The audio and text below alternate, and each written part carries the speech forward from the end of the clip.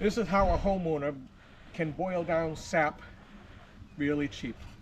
You take a 55-gallon drum, you go to Tractor Supply and you get a barrel stove conversion kit, which consists of the front cover and the frame, 2 legs, and the pipe holder with a damper. So you make the barrel, you cut out a piece for this pan, this restaurant pan.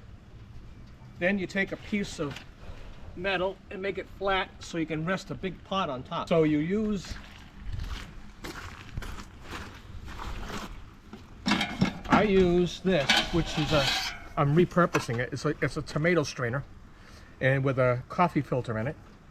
And what I do is I put it in here, and then I pour, at first, I pour it in there and it filters out all the junk that's in the sap, like pieces of twigs or bugs or things like that, or ice chunks.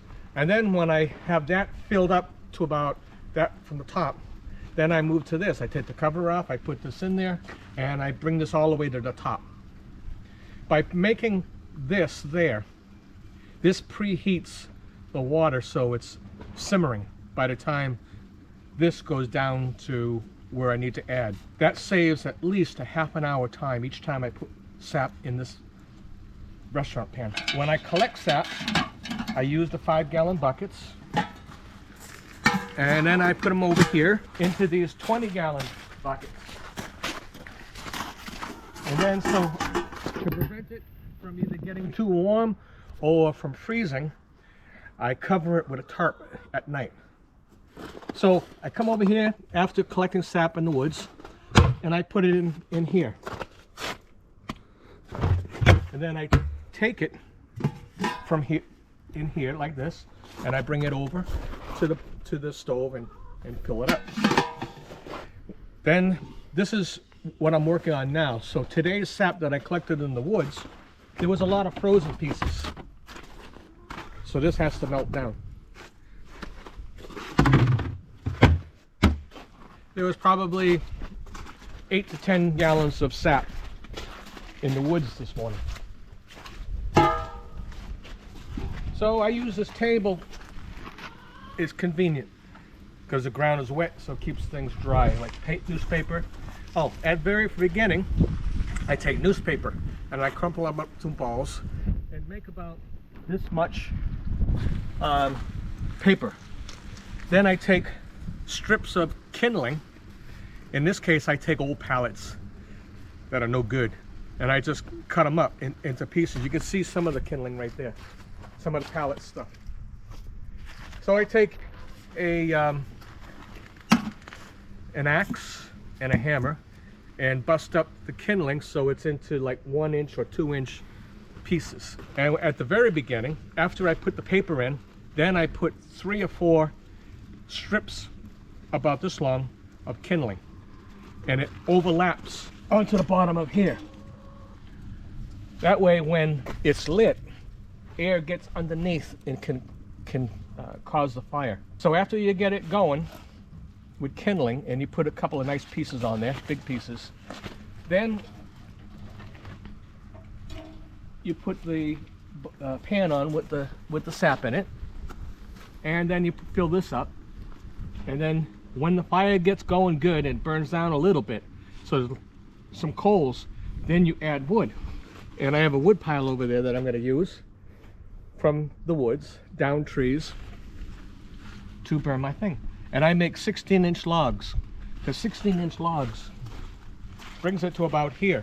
So what you want, the wood is in there with the fire going up, and also with the air going in this way, and up here, it pushes the fire this way, so that the 16 inches right here, and if you had anything longer, it'd be wasted wood. So 16 inches is about that long, and the fire hits both here and here, causing the boiling to occur. As the sap boils down, then you need to skim the top, because on the top is bubbles and it gets thick.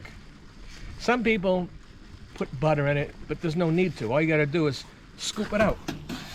Scoop out the suds. It's like suds.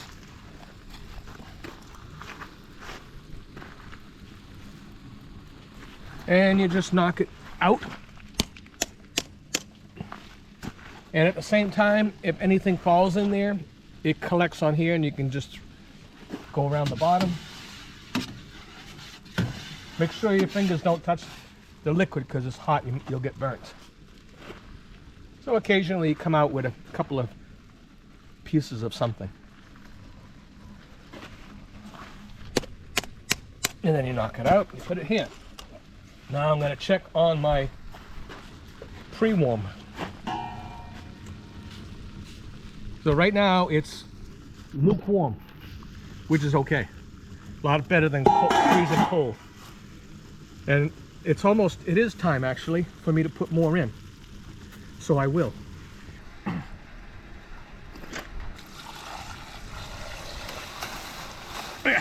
So that's as high as you want to get. Now I'll take this out. Put this back in here. Get some more sap to warm up.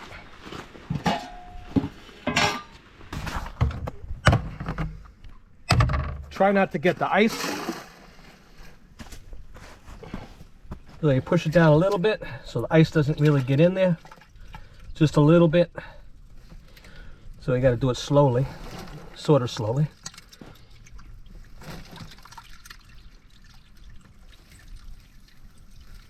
Okay, then I put this back on so no bugs fly in it or any debris. Then I come over here and I pour it through the filter. I might have to get some more. I didn't want to get too much at a time because then I'd have to waste effort. So with this pre-warming, you want to bring it almost to the top. So I gotta get more.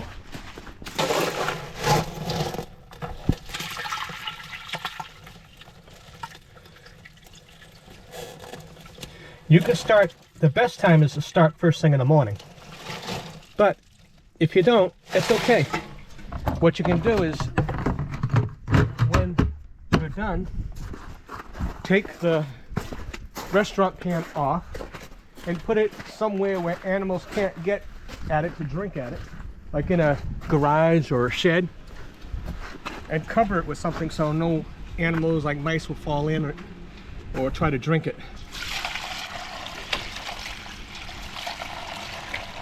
So that'll be good, just like that. And I put this here. There's ice in the bottom of that strainer, and it looks like it's clean ice. So what I'm going to do is just take it out and pour it in. Trying not to get the junk, because there is some junk in there. And I put this over here into a bigger pot, which is convenient because it fits right in there. Then I put the cover on there with something else to hold it in case the wind gets windy. And I put the cover back on. Then at this time, it's a good time to check to see how the status is of your wood. So you open up the pan, open up the cover, take a peek, and you could use some. So I will go get some wood from over here. All this all at the same time, you save steps and time and energy, and it's better burning.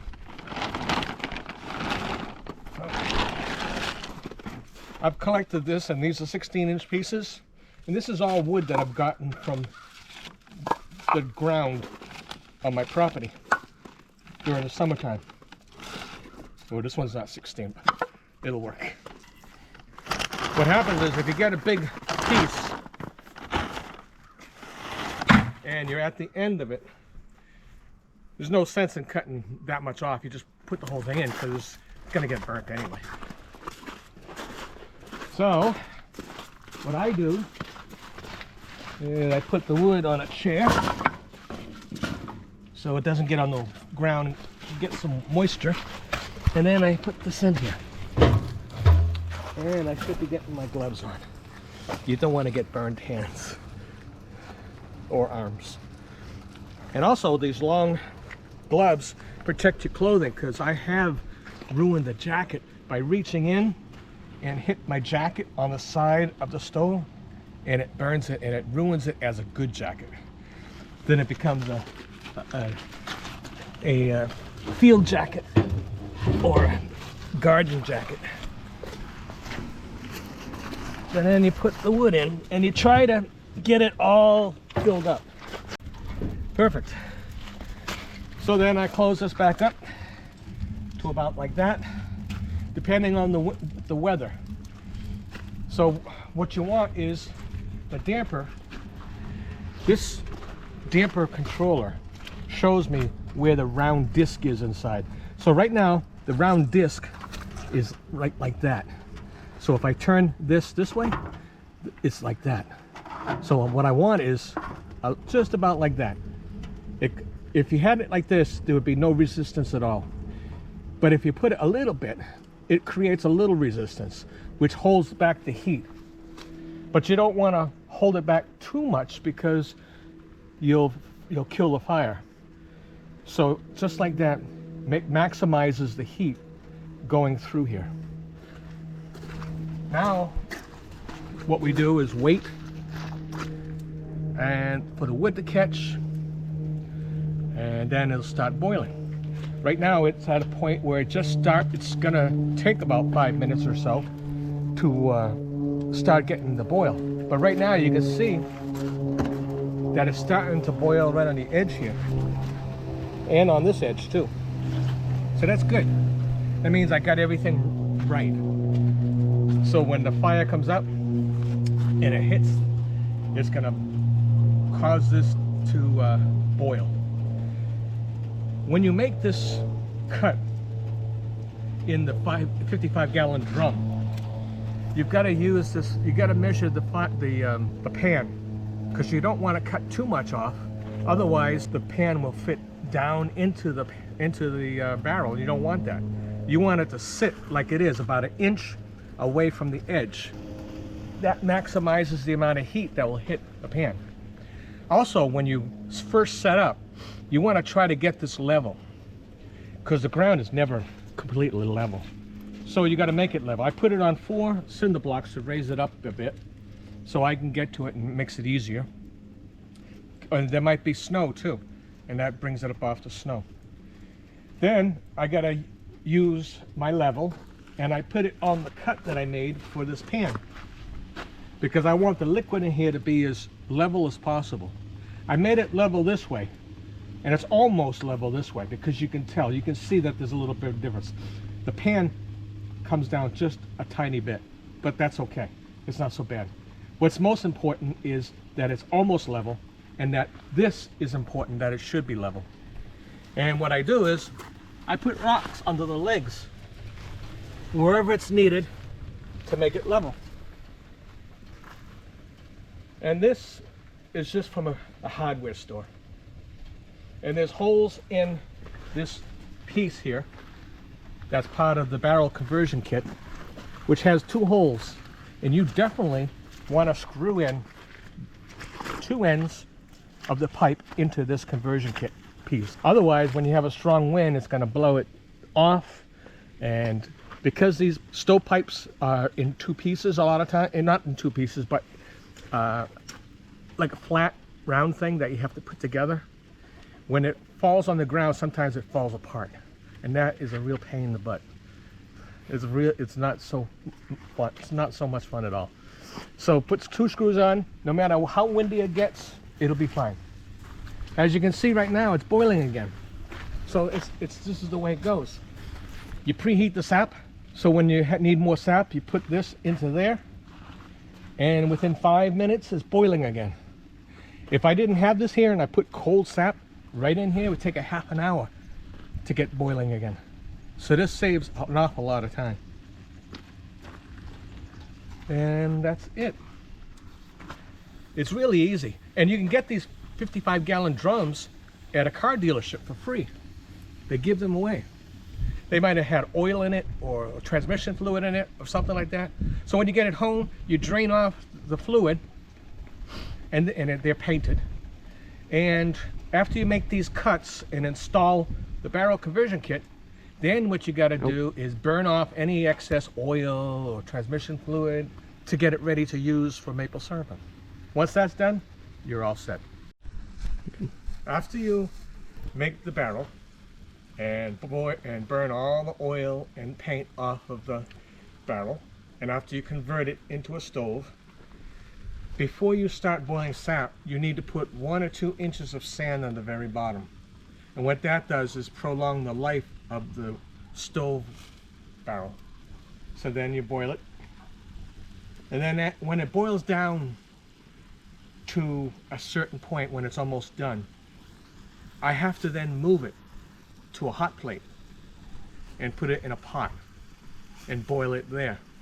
Because what it does is if I put it here, it'll burn too quickly and ruin it. But when you put it in a hot plate, you can control the heat even better. So you wait for a certain amount of bubbles to form. You want bubbles. The foam will create rings, clear rings, and bubbles. There'll be bubbles around, foam around, and clear bubbles that size when it's getting close to being done. And when as it gets closer and closer being done, the bubbles get smaller and smaller. And by the time it's done, the center where there's no foam, these rings will be the size of a eraser head. And that's when you know it's done. And after that, then you bring it in the house, and then you use a hydrometer. Then you can filter it and put it into quart-sized jars or whatever size jars you want to use. Then that's it. That's the process from start to finish. So when you maple syrup at home, at your own homestead, and I do it the cheapest way I can do it, with a barrel, with my own fallen wood that you can see over there in that wood pile. And that's all from the ground. I didn't cut anything down. It was just on the ground. So it was free wood, free sap, relatively inexpensive materials. I don't use a sugar shack. That's very expensive, actually. So, and it's nice to be out in nature and you can see everything, hear everything, and feel the sun and get vitamin D3. That's good. So, and with the few trees that I have, I make just enough maple syrup for my family, and maybe a couple of extras for my son's family. And that's about it. Thank you.